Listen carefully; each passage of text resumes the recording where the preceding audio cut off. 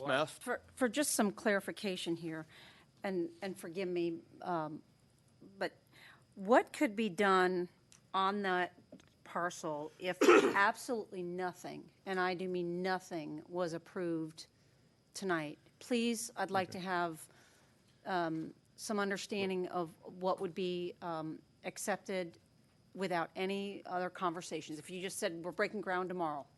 Well, anything, I mean, if you had the permits. anything that is a permitted without any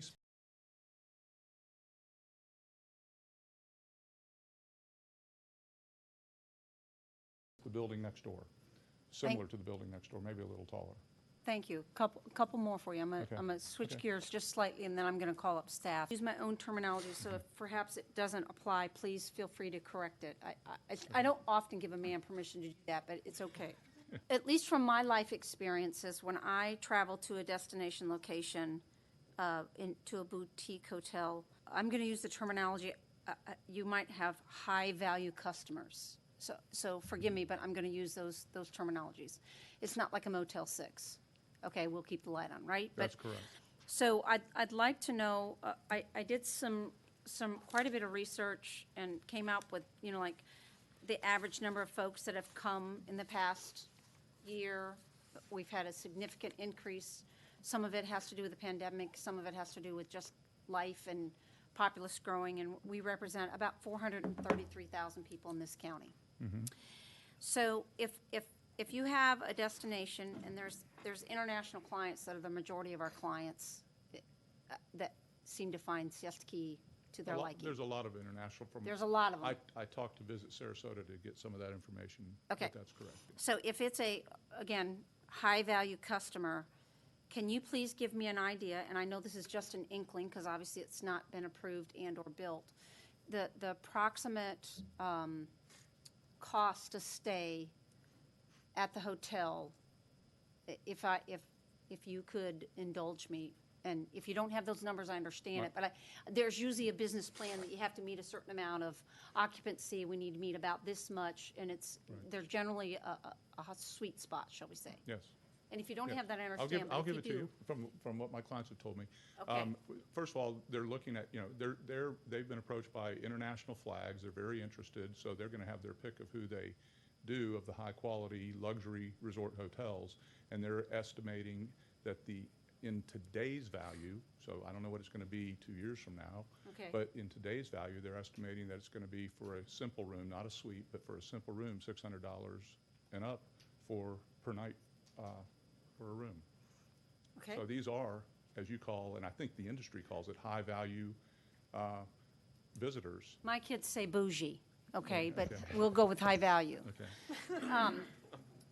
So thank you, that's helpful from the perspective of, and I know that you had said something about a restaurant and a libation station or a rooftop bar. I know that sometimes there are visitors, also residents that live on the Key that might, if this is approved, frequent there. Is it going to be a restaurant that you would consider would meet the needs of that high-value customer, or is it more of a, respectfully, like, we serve breakfast and maybe a brunch, and then the rest of the time it's not a restaurant? I believe the restaurant, that's the inside restaurant is for the guests only. I see. And they're visitors. I mean, if I have someone, if I have family down and they stay at the hotel, I understand. of course I could join them. But the bar top, And the bar inside would typically be like any other bar, probably open to the public, but generally it's going to be for guests. It's not going to be, the type of bars and whatnot that you're going to have around Siesta Key right now in the village. And so that's how those are. With regard to the rooftop portion, that's a bar, but they're also serving, it's a bar and food, but it's not going to be, I won't call it a restaurant. It's really bar and, bar food. So if you're watching at sunset, watching the sunset, you can have whatever the, little hors d'oeuvres are or whatever they're serving with the drink. And so I would liken it, because there aren't many around Sarasota, but I'd liken it more to the Westin Hotel if you've been there. I have. And it's kind of a very high-end, kind of low-key, just chill atmosphere, at least when I've been up there. And that's the type of facility they're talking about up there. That's also going to likely have access limited, or will have limited access ability. I mean, you've got to have like a key I card or understand. something of that nature in order to access there. So it's not going to be this big public party scene up there. That's just not how it is. And with that type of access, similar to what Weston is, Okay. That's what we're looking at. Does anybody have a question for Mr. Merrill? Otherwise, I'm going to go on to staff. But did you come? I'm good. Is that okay? That's fine. And if I may, Go. you all may know this, but the code in CG, they have hours of operation, so we can't go late at night. I mean, Right. Without a special exception. Right. Plus, you have And noise we are- ordinances, too. Pardon me? You have noise And we have ordinances noise as well. ordinances too and everything else. So Very good. yes. Thank you, sir. Ms. Thompson, if I could come on down, you're the next contestant. So I know that you'll open up your little Bible there to CG, and you're going to help me understand from a staff perspective what is allowed if absolutely nothing is changed tonight. Quite a few things that are allowed in the CG district by right. Would that be okay?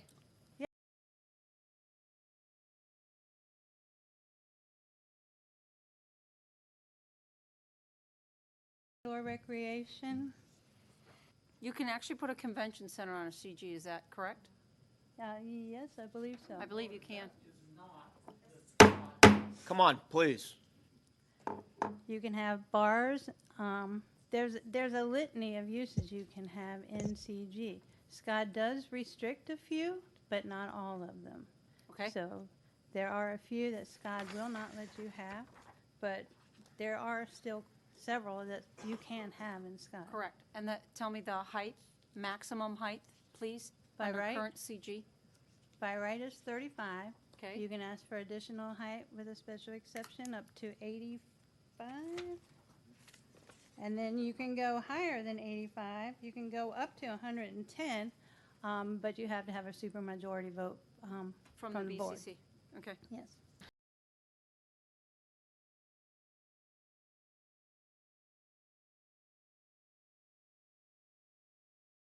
I want to talk about the setbacks for a minute, and I want to talk about how that's interpreted. We had several comments that were made about understanding how that calculation has been gotten to.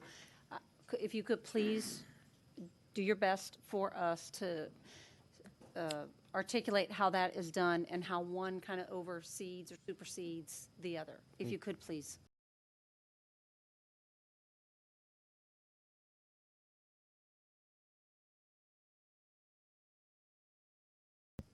Thank you so much. I appreciate it. And entertain a motion or discussion. Mr. Taylor, I don't mind starting us out. start it out. Start a Thank you. discussion or a motion. So I do feel like there's obviously two separate issues here. Here, there's A and there's B. So I'll give you my feelings on A first. I'll see if anyone else wants to talk about it. We have to have A to get B. Exactly. I don't like A.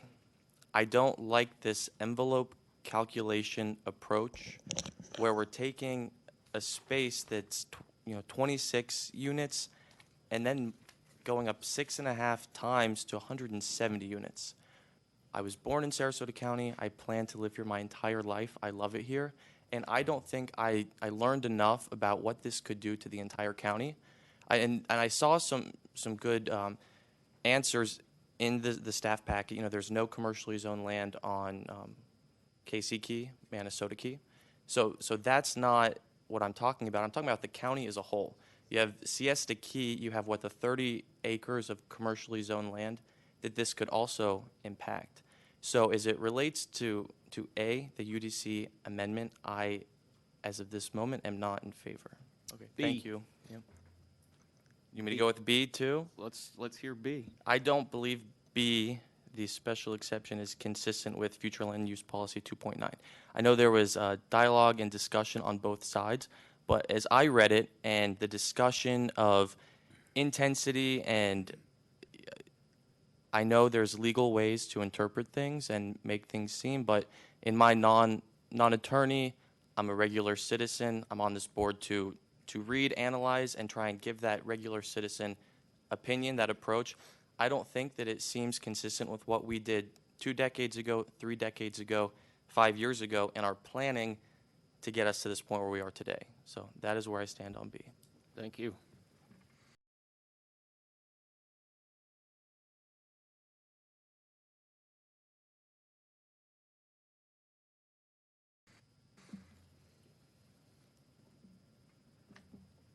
Ms. Mast, I see you moving to the microphone. That's okay. So I spent a great deal of time reading through over 300 emails, which I would like to say thank you to each and every one of you who took the time to articulate extremely well your thoughts, your concerns, a lot of passion. I enjoyed hearing different perspectives. I also heard a lot of misinformation as I was reading through them, because I spend a lot of time doing research. So I reached out to the History Center, I reached out to Visit Sarasota, I reached out to the archives at Sarasota County. I did all kinds of research on historical information. And I thought it was very interesting that in 1950 is when Sarasota County Board of County Commissioners put into a special vote by 77% of the voters to protect the public interest of all the beaches on Siesta Key in 1950. That's amazing. I'm thankful that we did that. I'm a huge advocate for making sure that those beaches and the waterways are as pristine as possible. I've lived here since I was a little girl. I've raised a family here. I hope to continue to raise my grandchildren here. But I will tell you right now, what I really thought was interesting was how many of the older parcels were actually hotels that were then either bought out and demolished, and a condo went up, and or they were converted, I'll use that word, or remodeled. So I thought, that's interesting. You know, there's that history that nobody seemed to want to touch on. So I thought, well, I'll take.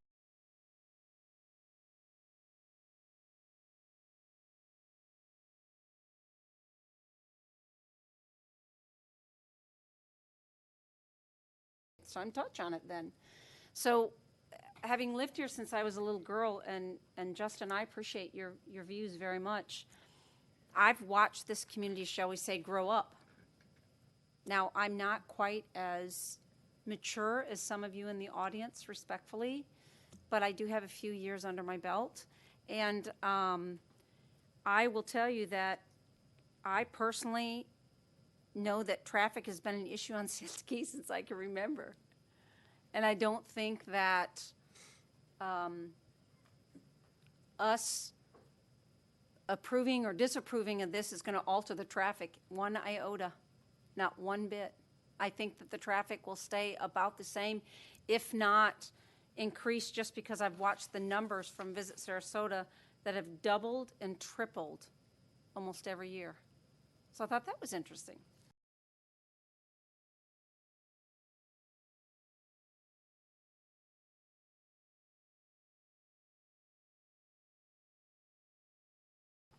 And then I thought about, oh, okay, so the majority of people that live on Siesta Key, and out of the 65 emails that were not duplicated from a husband and a wife, were from people that 10% of them lived here full-time, 90% of them said they were winter residents, and we even had some that said that they were timeshare owners. I was like, okay. But I have to think about 433,000 residents. And that's my job. So as planning commissioners, we make a recommendation. We don't make the decisions. We try very hard to look at the land use. We try very hard to look at the growth management. We try to look at best practices. We try to look at how can we all play nice in the same sandbox, no pun intended. And it's tough.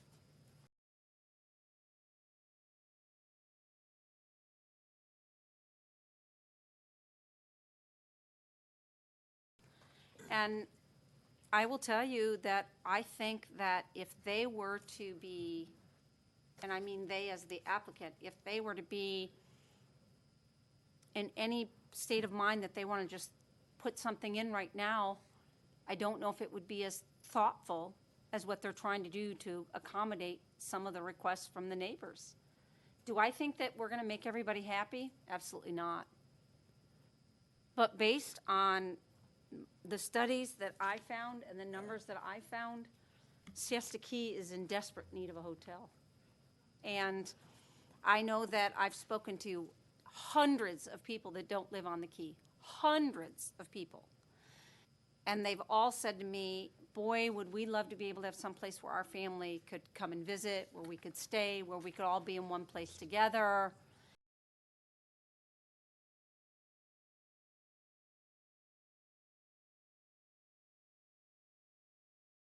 And it's a destination for our community that is a significant revenue generator, and we're not going to stop the people from coming. And so as difficult as this may be to accept for some people, I am in favor of it, and I am in favor of asking our applicants to be in good faith of what they've offered in the proffer, even though we may not be able to legally do that.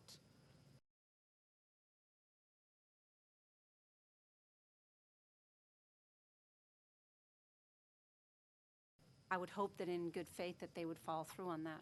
So that's where I'm at. Thank you. Commissioner Mast.